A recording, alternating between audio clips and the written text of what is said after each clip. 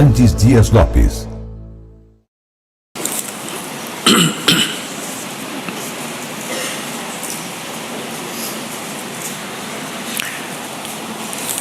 Esse texto diz assim: qual a mosca morta faz o unguento do perfumador exalar mau cheiro, assim é para a sabedoria e a honra um pouco de estultícia. O coração do sábio se inclina para o lado direito, mas o do estulto para o da esquerda. Quando o tolo vai pelo caminho, falta-lhe o entendimento, e assim a todos mostra que é estulto. Levantando-se contra ti a indignação do governador, não deixes o teu lugar, porque o ânimo sereno acalma grandes ofensas. Ainda há um mal que vi debaixo do sol, o erro que procede do governador, o tolo posto em grandes alturas, mas os ricos assentados em lugar baixo. Vi servos a cavalo e príncipes andando a pé, como servos sobre a terra. Quem abre uma cova, nela cairá, e quem rompe um muro, mordê-lo-á uma cobra. Quem arranca pedras será maltratado por elas, e o que racha lenha expõe-se ao perigo. Se o ferro está embotado e não se lhe afia o corte, é preciso redobrar a força, mas a sabedoria resolve com bom êxito. Se a cobra morder antes de estar encantada, não há vantagem no encantador. Nas palavras do sábio, há favor, mas ao tolo os seus lábios devoram. As primeiras palavras da boca do tolo são estultícia, e as últimas, loucura perversa. O estulto multiplica as palavras, e ainda que o homem não sabe o que sucederá, a quem lhe manifestará o que está depois dele? O trabalho do tolo fatiga, pois nem sabe ir à cidade. Ai de ti, ó terra, cujo rei é criança, e cujos príncipes se banqueteiam já de manhã. Ditosa tu, ó terra, cujo rei é filho de nobres, e cujos príncipes se sentam à mesa a seu tempo, para refazerem as forças e não para a bebedice. Pela muita preguiça desaba o teto, e pela frouxidão das mãos goteja a casa.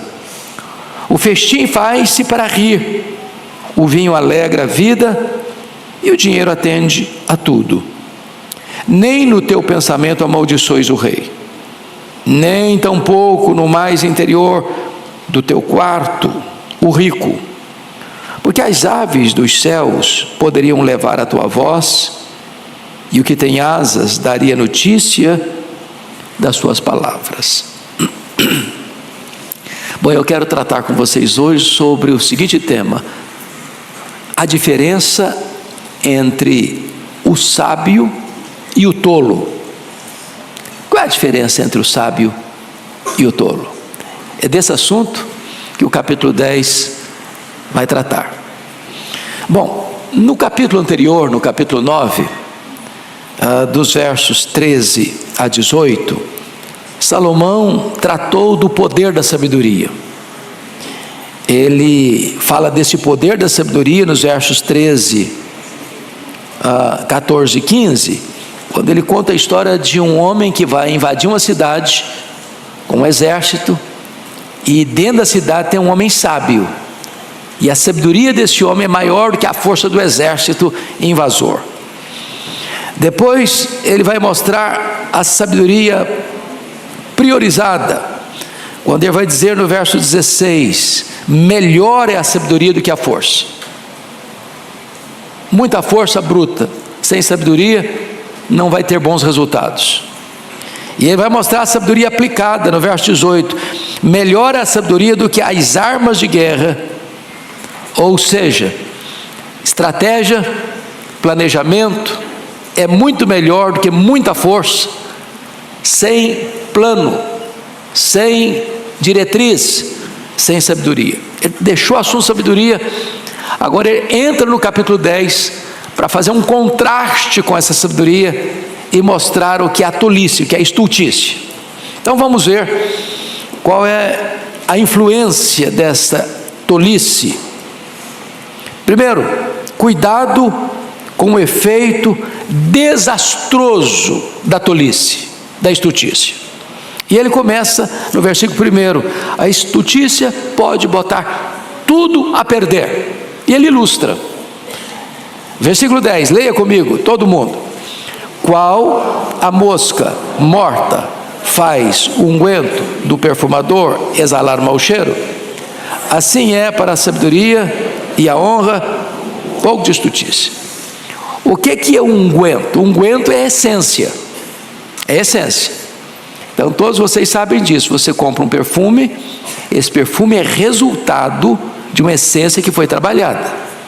Por exemplo, você lê lá em João 12 que Maria tinha um vaso de alabastro cheio de um perfume preciosíssimo, feito de quê? De nardo puro. O nardo era a essência. O perfume preciosíssimo foi feito do nardo. O unguento é a essência. Então o perfumador está lá trabalhando. Daquela essência ele vai fazer o perfume. Se tem dentro da essência uma mosca morta, a mosca morta vai exalar mau cheiro. Tudo que ele produzir dessa essência, desse unguento, vai ter o mau cheiro, vai comprometer a qualidade do seu produto. É uma ilustração muito simples, mas muito eloquente, muito clara. E o que significa então?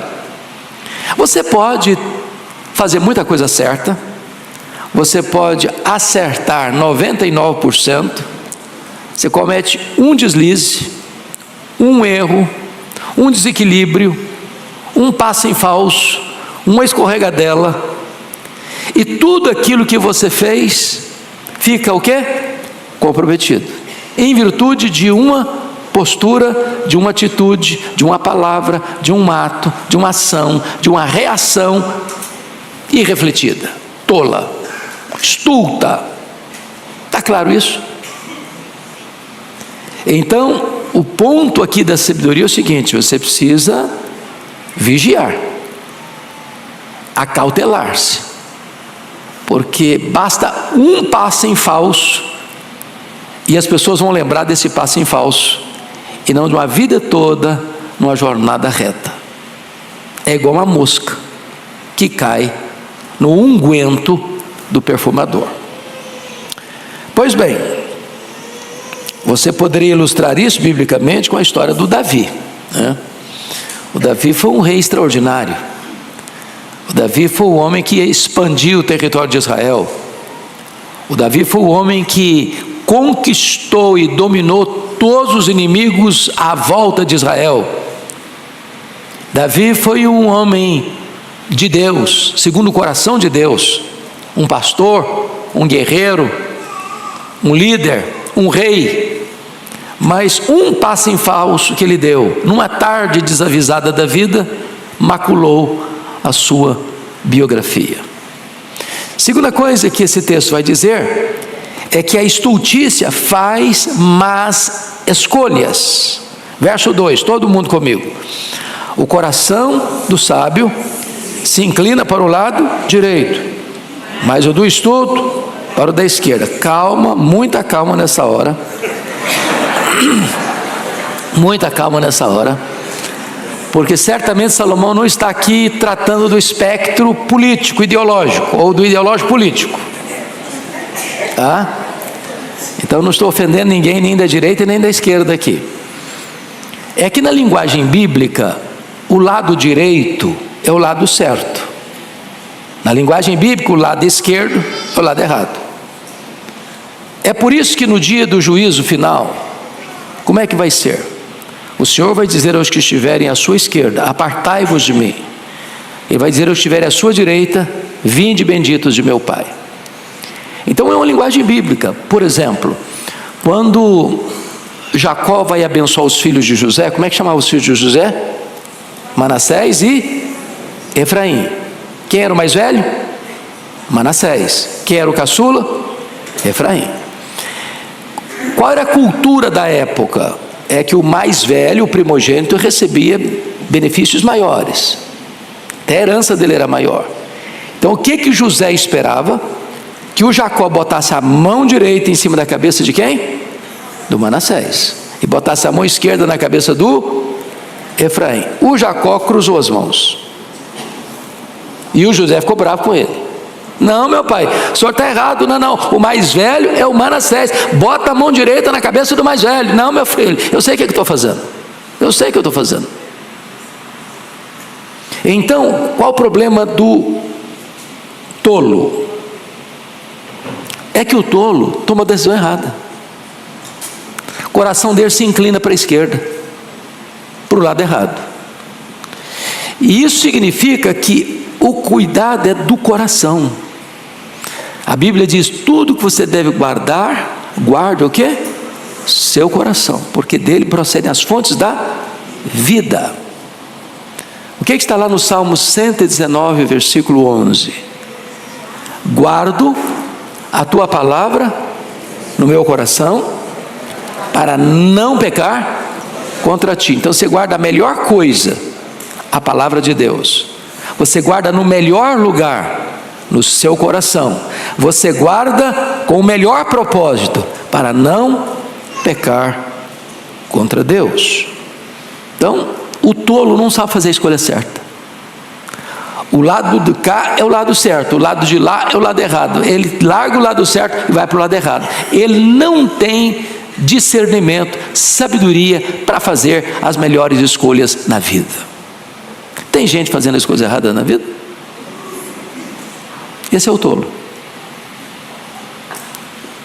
Deus diz assim para ele: eu boto diante de você a vida e a morte. E Deus diz: escolha a vida para que você viva. Mas apesar disso, ele escolhe a morte. Terceiro lugar, a estultícia ou a tolice é espalhafatosa. Leia o verso 3 comigo, por gentileza. Vamos todos. Quando o tolo vai pelo caminho, falta-lhe o entendimento, e assim a todos mostra que é estulto. Em outras palavras, o tolo é tagarela. Todo mundo fica sabendo que ele é tolo, porque não consegue ficar calado. A Bíblia diz que até o tolo, quando se cala, é tido por sábio. Mas quando uma pessoa fala, sem parar, ela não consegue ficar calada. Quanto mais ela fala, mais ela erra, mais todo mundo fica sabendo que ela é tola mesmo. Por isso que a Bíblia diz assim: todo homem seja pronto para ouvir, tardio para falar, e tardio para irar também. Então, a loquacidade do tolo potencializa a sua tolice, porque ele não consegue ficar calado. Ele não consegue. Então esse é o primeiro ponto. Cuidado com o efeito desastroso da tolice. Vamos ao segundo ponto. Cuidado com um governo insensato. Salomão era rei, e ele não podia deixar de fora da pauta dos seus ensinos a questão política. Então, ele vai tratar aqui dos perigos de um governo insensato. E o que ele vai dizer é que tem tolos. Na época dele tinha, e hoje tem também. Tem gente tola no palácio, no parlamento, nas cortes, na indústria, no comércio, até na igreja e também na família. Ou seja, tem gente tola em todos os setores da sociedade. Mas agora ele vai descrever o perigo que é ter um tolo governando. Um tolo governando. Então, quais são os cuidados que você precisa ter com o governo tolo? Primeiro, reaja transcendentalmente à perseguição, porque os governos tolos perseguem. Os governos tolos não aceitam o contraditório. Os governos tolos oprimem quem discorda deles. O governo tolo vai sempre ter o chamado caça às bruxas, porque não suporta oposição. Então, vamos ler o verso 4, todos juntos comigo, por favor. Verso 4: levantando-se contra ti a indignação do governador, não deixes o teu lugar, porque o ânimo sereno acalma grandes ofensas. O que ele está querendo dizer aqui é que você precisa reagir com sabedoria diante de uma perseguição de um governo tolo. Ele vai perseguir você. Se você fugir, você está dizendo: sou culpado. Ele vai atrás de você. Se você reagir tentando medir forças, quebra de braço, a corda vai roer de que lado? Do lado mais fraco. Ele está com a máquina na mão, você não consegue resisti-lo. Qual é a postura? Ele diz: a postura é uma reação transcendental, mostrando o quê? Ânimo sereno, dando provas de que você é inocente. A resposta branda desvia o furor, mas a palavra dura suscita ira. É por isso que a Bíblia diz assim: é melhor o longânimo do que o herói de guerra, e o que domina o seu espírito é mais forte do que quem domina uma cidade. Então, controle emocional. Está faltando um pouco dos nossos políticos controle emocional? Controle emocional. É isso que ele está dizendo. Isso levou um cidadão chamado Mark Twain a dizer o seguinte: suponho que você seja um idiota. Ele está brincando, viu, gente? Ele está aqui um pouco apimentado, mas escuta a frase dele: suponho que você seja um idiota, e suponha que você seja membro do Congresso. Perdão, estou me repetindo. Bom, pegou pesado demais, né? Nós não concordamos com ele não, mas tudo bem. Ou seja, não meça forças, não fuja, demonstre o que? Serenidade. É assim que você lida com um governo tolo. Segundo, o mal de um governo tolo. Leia comigo versos 5 e 6, toda a igreja comigo, vamos lá. Ainda há um mal que vi debaixo do sol, erro que procede do governador, o tolo posto em grandes alturas, mas os ricos assentados em lugares baixos. Então, um tolo governando e os sábios sendo governados. Não é uma inversão? O que é o normal? É que o sábio governe e os tolos sejam governados, até para ficarem sábios. Mas quando essa inversão na sociedade, e você põe um tolo no governo, que só um tolo só vai para o trono se os tolos botarem no lá.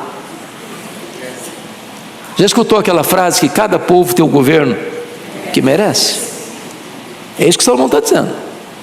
Como é que um tolo chega no governo, no poder? Porque os tolos botaram ele lá, abriram o caminho para ele. Então, quando as pessoas erradas conquistam o poder, tudo é virado de ponta cabeça. Há uma inversão de valores. E o melhor exemplo disso é o filho do Salomão. Salomão foi um rei sábio, mas e o filho dele? O Roboão. Lembram disso? Quando Salomão morreu, o filho que assumiu o trono era Roboão. E aqui, vamos parar um pouquinho aqui para dar essa nota de rodapé. Gente, não tem luxo sem que alguém pague a conta. Não tem almoço grátis. Se tem alguém comendo de graça, alguém está pagando essa conta. Sim ou não? Sim. Como é que era a corte de Salomão? Era muito luxo, era muita pompa, era muita gente comendo na mesa real todo dia. O que Salomão fez? Ele dividiu todo o território dele em 12 províncias, e cada província dessa tinha que abastecer a mesa real. Você vai abastecer esse mês, você esse mês, você aquele mês. Todo mês tinha um grupo da nação trabalhando para sustentar a mesa real. Era muita carne, era muita bebida, era muito isso, era muito aquilo, era muita pompa, era muito luxo, era muita fartura, era muita gastança. Quem está pagando a conta? O povo. O governo precisa arrecadar mais, mais imposto, mais tributo, mais isso, mais aquilo. Quem está pagando a conta? O povo. Tem outra fonte para tirar? Não tem, é do povo, é do bolso do povo. Então, quanto mais o governo quer, mais pobre fica o povo, mais oprimido fica o povo, porque está tirando de uma única fonte, que é do povo. Pronto. Salomão morreu, o povo aproveitou, falou: agora é hora de fazer reivindicação. Agora nós vamos pedir para mudar as regras, porque desse jeito não dá mais. Aí quando chegaram para o Robão, falou: Robão, você alivia aí, meu filho, porque nós não aguentamos mais pagar tanto imposto.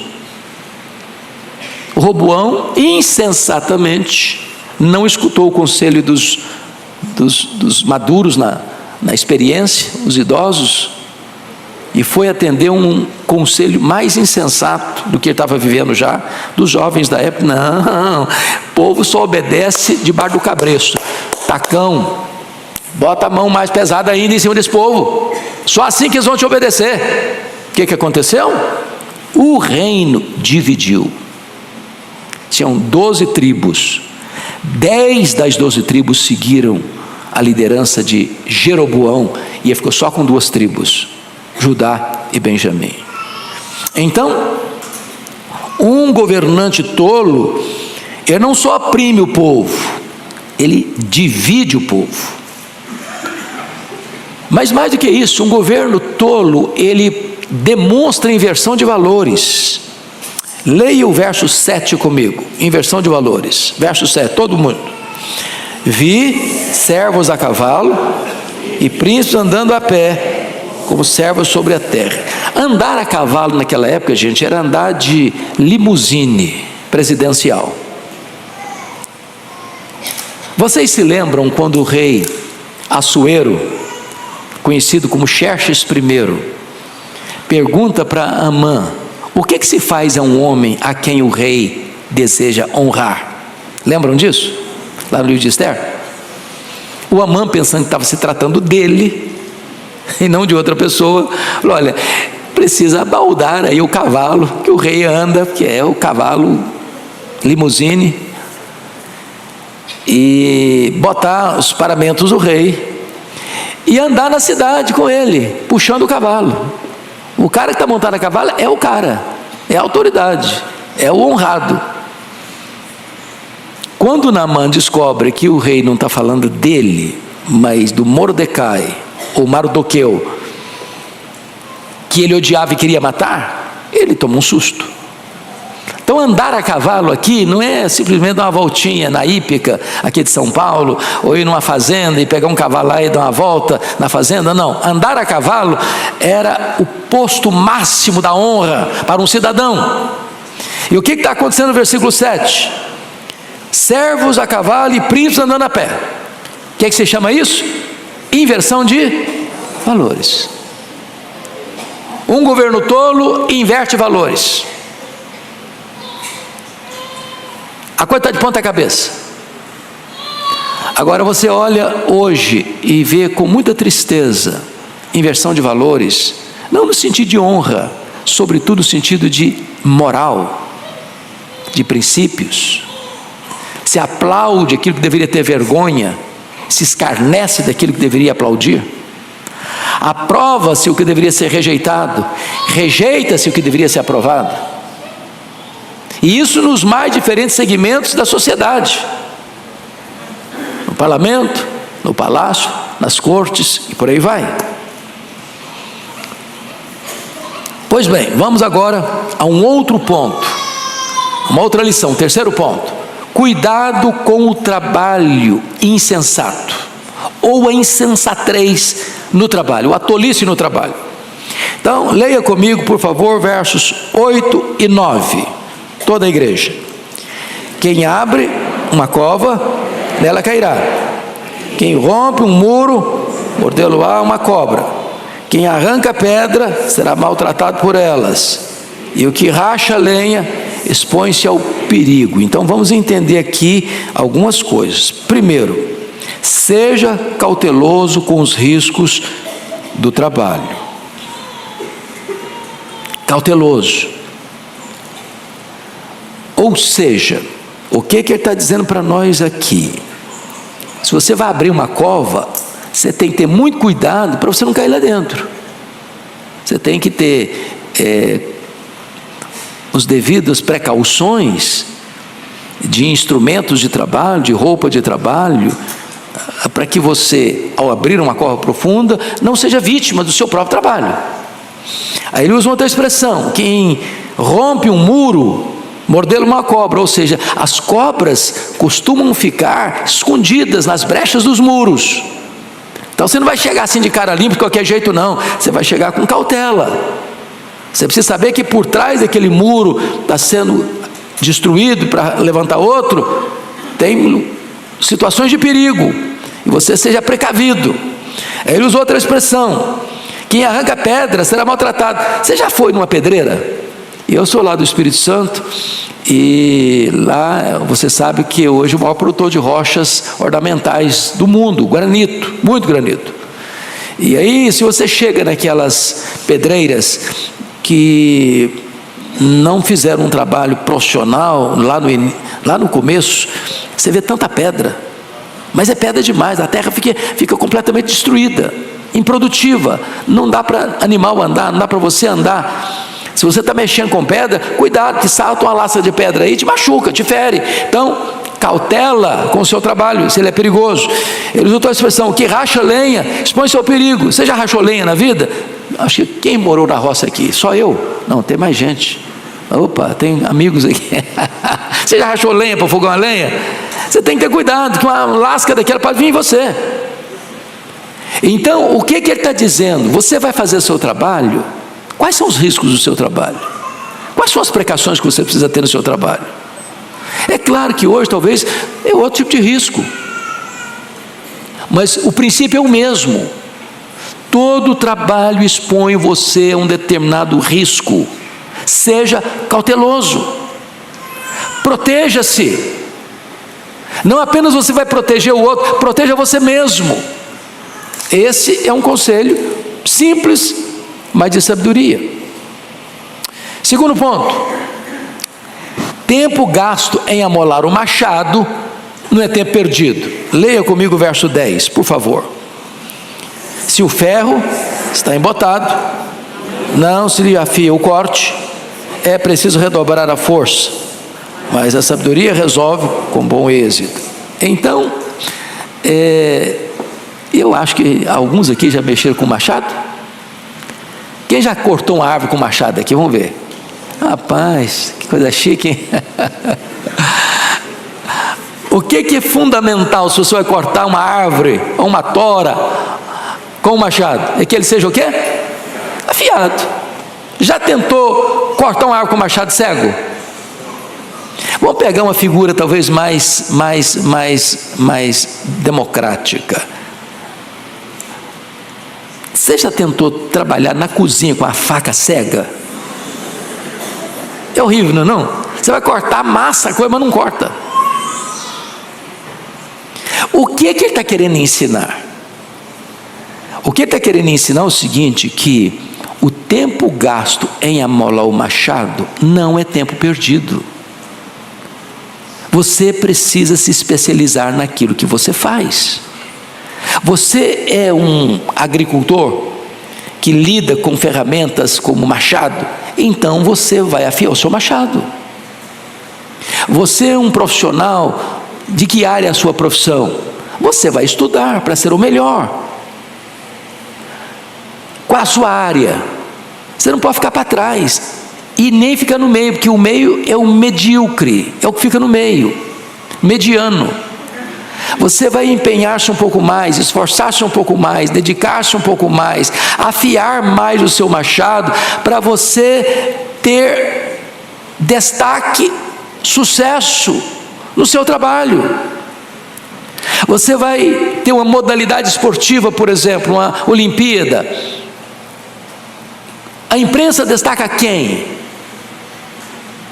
Os 3 que foram para o pódio. Tem 100 esportistas lá, na mesma modalidade. Quem que o mundo conhece? Quem subiu ao pódio. E qual a diferença de quem subiu ao pódio para quem não subiu? Às vezes um segundo, às vezes um tempinho a mais de treino. Eu não sei quantos aqui foram da era Zico, no Rio de Janeiro. Bom, vou confessar, sou flamenguista, melhor time do Brasil, com respeito aos demais. Eu sou capixaba torce para o time do Rio. Então, vocês que são cabecinha branca, lembram do Zico? Ele era chamado o Rei do Rio. E aí, bater falta para ele era um gol, quase garantido. E um dos colegas dele, um zagueiro chamado Moser, diz que quando todo mundo ia embora, o Zico ficava sozinho no campo, botava a barreira e batia a falta, e batia a falta, e batia a falta, e batia a falta, e batia a falta. Não errava, era muito raro ele errar uma. Mas para que ele fosse o homem excelente que foi no esporte, afiou o machado, afiou o machado, afiou o machado, afiou o machado. Isso em qualquer área da vida. Então eu quero aqui estimular você a se tornar um especialista. Agora vamos fazer aplicação espiritual. Você é crente? Afie o seu machado, varão. Não seja crente meia boca. Não esteja crente sem corte. Seja crente de verdade. É essa lição que o texto está querendo nos passar. Eu não sei se você já viu essa brincadeira, é brincadeira com certeza, mas dizem que vai fazer uma obra, por exemplo, você vai fazer uma obra. Qual a diferença entre um japonês e um português, um brasileiro? Que o japonês planeja 11 meses para executar num mês.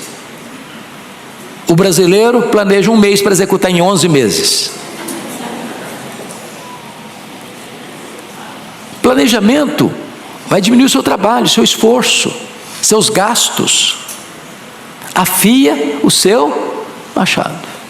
Bom, então vamos a uma outra lição de cuidado com o trabalho. Seja cauteloso com os riscos do seu trabalho. Primeiro, tempo gasto é amolar um machado, não é tempo perdido. Terceiro, haja com celeridade, com rapidez. Leia o verso 11 comigo. Vamos juntos. Se a cobra morder antes de estar encantada, não há vantagem no encantador. Bom, o que ele está querendo dizer aqui? A ênfase aqui está na rapidez, na celeridade. Um atraso pode ser fatal. Dizem os entendidos que as cobras não têm ouvidos externos, como nós temos. Captam as ondas sonoras pela estrutura óssea da cabeça. Ou seja, não é a música do encantador que encanta a cobra, que enfeitiça a cobra, mas os movimentos rápidos do encantador. Não é a música está lá só para enganar a pessoa que está fazendo, botando dinheiro lá para o camarada fazer a apresentação dele. É um movimento rápido. A cobra não está nem escutando a música, ela está vendo um movimento rápido. Agora, se o encantador não tem agilidade, não tem rapidez, não tem celeridade, pá, a cobra morde nele. Se a cobra mordeu nele, ele perdeu a aposta. Ele não vai ganhar dinheiro, ele vai ser vítima. O que representa isso para nós, irmãos? Você não apenas precisa ter machado afiado, mas você precisa ter rapidez. Nós chamamos isso de eficiência, capacidade, sabe o que vai fazer e faz com destreza, faz com agilidade, faz com rapidez, faz com eficiência, faz com conhecimento de causa. Isso aplica-se a todas as áreas da nossa vida, não é verdade? Não basta fazer, você tem que fazer com rapidez.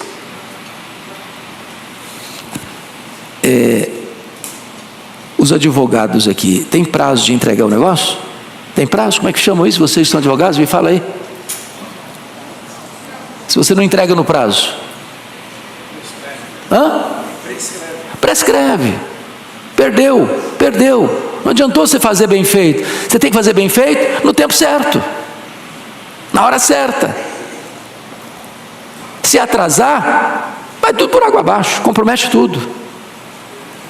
Vocês estão entendendo o que eu estou falando? Perguntei o Orival.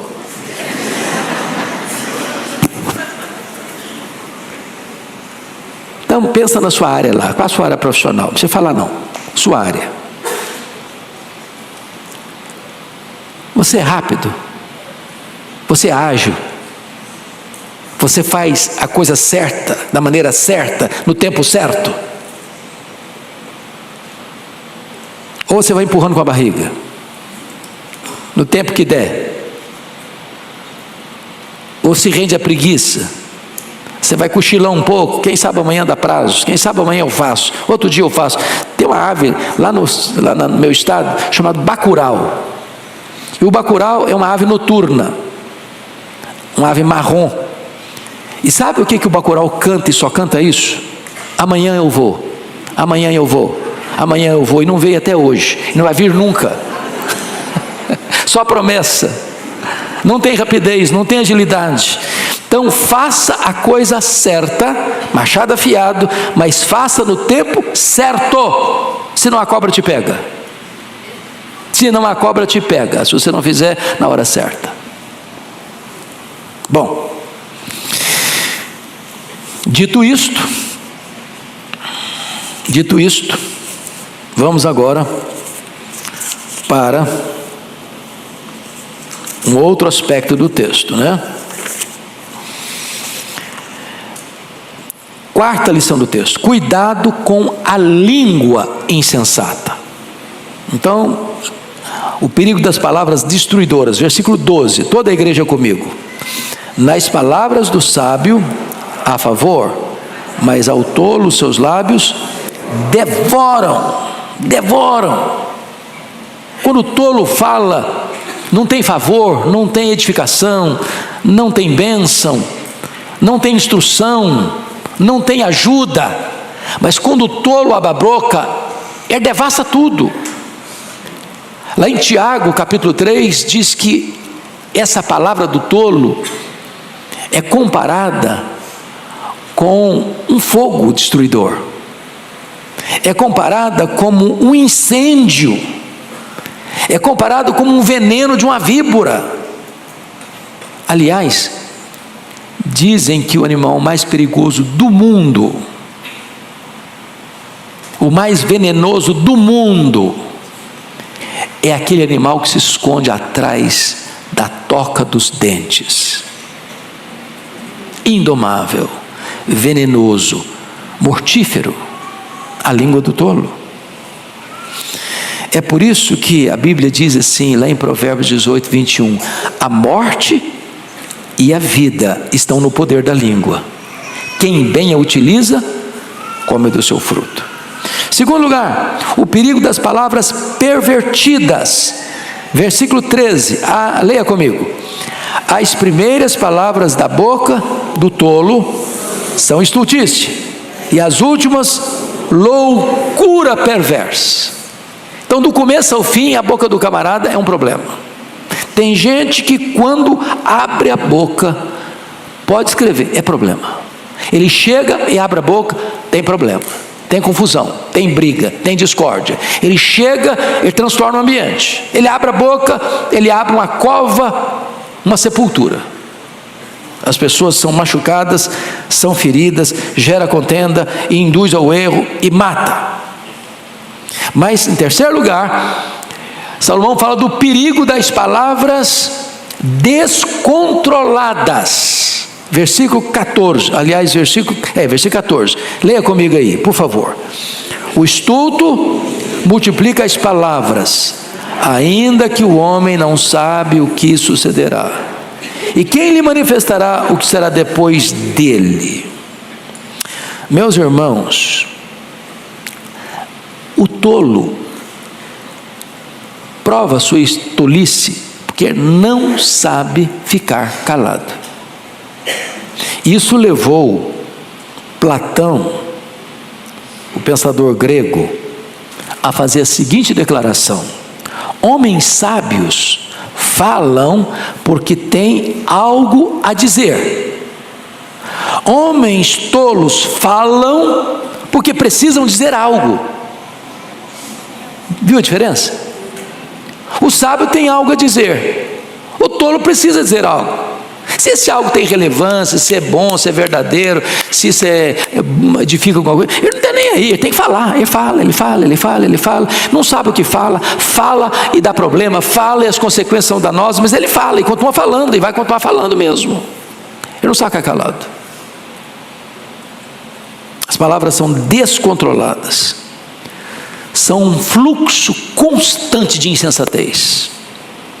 Mas finalmente, o perigo das palavras presunçosas. Versículo 15, leia comigo, 15. O trabalho do tolo o fatiga, pois nem sabe ir à cidade. Percebeu uma coisa? Salomão mudou das palavras para as ações. O tolo acha cansativo qualquer trabalho. Ele está rendido à preguiça, ele está rendido à incompetência. Ele nem sabe ir à cidade, mas ele fala como se ele fosse o arquiteto da urbanização da cidade. Ele não sabe nem chegar lá. Ele fala que seu projeto é megalomaníaco, mas o plano dele não passa de um galinheiro. Ele é loquaz, constrói mundos e fundos nas nuvens, mas ele está rastejando como um réptil no chão. É triste isso. E isso levou Abraham Lincoln a fazer a seguinte declaração: é melhor calar-se e deixar que as pessoas pensem que você é um idiota, do que falar e acabar com a dúvida. Entenderam? Vou repetir: é melhor calar-se e deixar que as pessoas pensem que você é um idiota, do que falar e acabar com a dúvida. Falou, ninguém tem mais ideia mesmo, é idiota mesmo, todo mundo sabe. Então, se você não tem o que falar, não sabe o que vai falar, fica calado. Você está numa reunião, todo mundo está emitindo uma opinião, e você não quer ficar de fora. Eu tenho que falar alguma coisa também, porque eu entrei em silêncio, sem silêncio vai ser horrível para mim. Ele fala, estraga mais ainda, porque ele fala totalmente fora do contexto, e todo mundo sabe que ele está fora. É tolo, absolutamente tolo. Mas vamos então ao último ponto da mensagem. Agora ele volta para a política de novo. É até bom que nós estamos em vésperas de política, né? É bom pensar nesse assunto, né? O sábio e o insensato agora, mostrando cuidado com os líderes insensatos. Versículo 16 a 20. Você pode ler comigo? 16 a 20? Não tem 20, né? Tem sim. 16 a 20. Vamos ler em voz bem clara esses versos? Toda a igreja comigo? Ai de ti, ó terra, cujo rei é criança, e cujos príncipes se banqueteiam já de manhã. Ditosa tua terra, cujo rei é filho de nobres, cujos príncipes se sentam à mesa a seu tempo, para refazerem as forças, e não para bebedice. Pela muita preguiça desaba o teto, e pela frouxidão das mãos goteja a casa. O festim faz-se para rir, o vinho alegra a vida e o dinheiro atende a tudo. Nem no teu pensamento amaldiçoes o rei, e tampouco no mais interior do teu quarto o rico, porque as aves dos céus poderiam levar a tua voz, e o que tem asas daria notícia das tuas palavras. Então a grande pergunta aqui: quem é o teu rei? Quem é o seu rei? Quem é o seu rei? Sábio ou insensato? E aí você vai perceber que a diferença está na índole, nas práticas. Primeiro, reis com índoles diferentes. Ele fala aqui de um rei criança. Ai de ti, ó terra, cujo rei é criança. E quando ele está falando que o rei é criança, não está dizendo que o rei tem faixa etária infantil. Não está falando que ele é uma criança no sentido de idade cronológica. Ele está chamando o rei criança, o rei imaturo. Ele é adulto, às vezes até velho, mas é o quê? Imaturo. E qual é a evidência que um rei é imaturo? Que um líder político é imaturo? Que alguém que foi colocado no poder é imaturo? É quando ele entra lá para curtir a vida, as benesses do poder. Ele se hospeda num hotel 6 estrelas. Quem está pagando a conta dele? Quem ganha salário mínimo. Ele não se incomoda com isso. Ele faz viagens internacionais e leva uma grande comitiva. Para quê? Para oferir as benesses do poder. Quem está pagando a conta? O povo. Ele levanta de manhã, ele não está pensando em construir e fazer o bem para o povo. Está pensando, como é que eu posso usufruir mais? Como eu posso desfrutar mais? Como a minha equipe pode oferir mais vantagens? Ele está dizendo isso. Ele levanta de manhã para beber.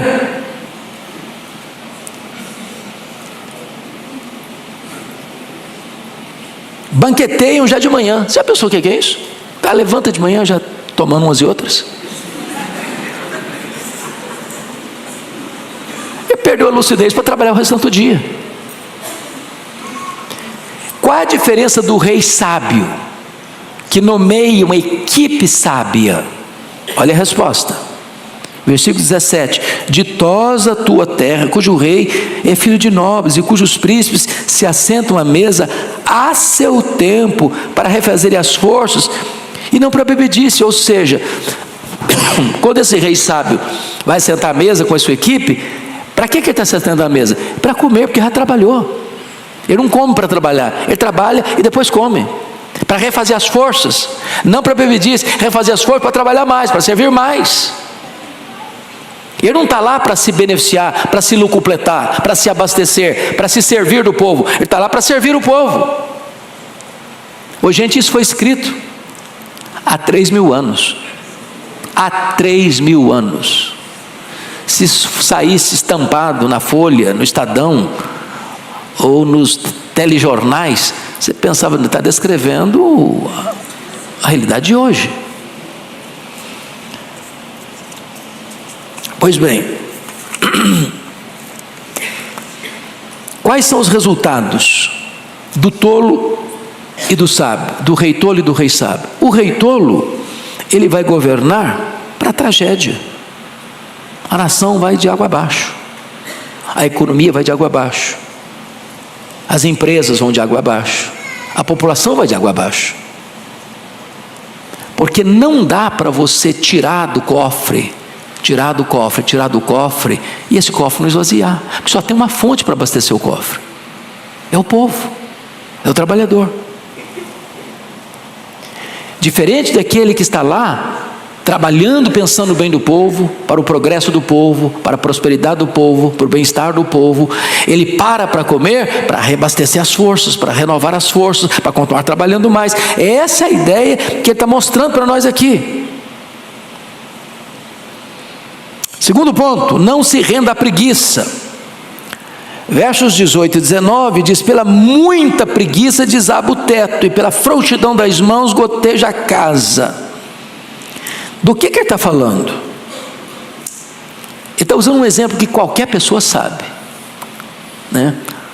Hoje em São Paulo, a maioria mora em apartamento, mas pensa numa cidade ou um lugar que é casa. Então, o que é uma goteira? Uma goteira, chove, pinga. Olha lá. Se você vai lá e não resolve o problema da goteira, ela vai continuar pingando mais.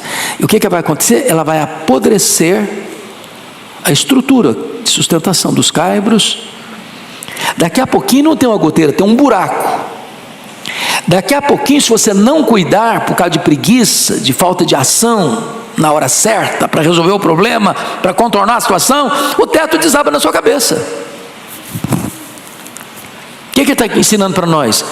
Problema surgiu, problema precisa ser resolvido. Não adia a solução. Não bota debaixo do tapete. Não empurra com a barriga. Seja ágil na solução do problema, na correção do problema. A ilustração dele é simplérrima. Qualquer pessoa sabe o que é uma goteira numa casa. E qualquer pessoa sabe que se um problema surgiu e você não resolvê-lo, você não enfrentá-lo, você não tomar medidas práticas, rápidas para solucionar, o problema só vai crescer, só vai crescer, só vai crescer, até acontecer uma tragédia. Bom, nós poderíamos exemplificar isso, por exemplo, nos rompimentos de barragens. Vocês sabem disso. Alertas foram feitos. Alertas foram feitos, cuidado, é problema, é perigo, precisa cuidar, não pode deixar de requentar. Até acontecer uma tragédia. Às vezes, numa barragem, uma pequena fenda, mas só está passando um pouquinho d'água, daqui a pouquinho rompe a barragem e pronto. Aí inunda todo mundo. Então, solução não se espera, se enfrenta a solução, para buscar a solução imediatamente. Isso é conselho de Salomão. O segundo conselho aí, versículo 19, o festim faz-se para rir, o vinho alegra a vida e o dinheiro atende a tudo. O que está acontecendo aqui? É aquela pessoa que acha que a vida é festa. A pessoa que acha que o vinho é para ser experimentado a toda hora, porque alegra a vida. E que tendo dinheiro, está tudo resolvido, pronto. Será que está mesmo? Então vou dar um exemplo bíblico. Daniel capítulo 5. O rei é Belsazar. O império que ele domina é o maior do mundo, a Babilônia. E ele está numa festa. E ele tem convidados ilustres do império. E eles resolvem fazer algo que o que é comum já não satisfaz mais. Você sabia disso? O homem chega a um ponto que aquilo que é normal, todo mundo está fazendo, para ele não satisfaz mais. Está com um copo de cristal. O copo de cristal não está com nada, eu quero um copo de ouro. Mas copo de ouro também não satisfaz, não. Eu quero um copo de ouro sagrado. Então manda trazer lá os vasos do templo de Salomão, que foram saqueados. Vamos beber neles. Vamos dar uma incrementada na nossa festa. E ele achava que estava tudo bem, porque dinheiro não está faltando. E naquela noite, foi a noite da sua morte, e a noite em que o grande império Medo-Persa toma a grande Babilônia. Tem muita gente que acha que porque tem dinheiro, porque tem vinho, porque tem festa, a crise nunca vai chegar. O problema nunca vai bater a sua porta. Ele acha que tem dinheiro e resolve tudo com dinheiro. E tem coisas que o dinheiro não resolve. O dinheiro não dá nem felicidade, nem segurança. O máximo que o dinheiro vai dar é um caixão de cedro bonito. E algumas coroas de flores em cima do caixão. E mais nada. Ele não consegue atravessar essa fronteira da morte com você. Mas finalmente, o último conselho de Salomão: não solte a sua língua. Versículo 20: nem no teu pensamento amaldiçoes o rei, nem tampouco no mais interior do teu quarto o rico, porque as aves dos céus poderiam levar a tua voz, que tem asas daria notícia das tuas palavras. O que ele está querendo dizer com isso? Você precisa ser prudente em seus comentários. Se Salomão falou isso há 3.000 anos, não tinha mídia social. Hoje acabou o quê? A privacidade. Não é verdade? Onde você está, alguém está te vendo, alguém está te filmando, alguém está te gravando.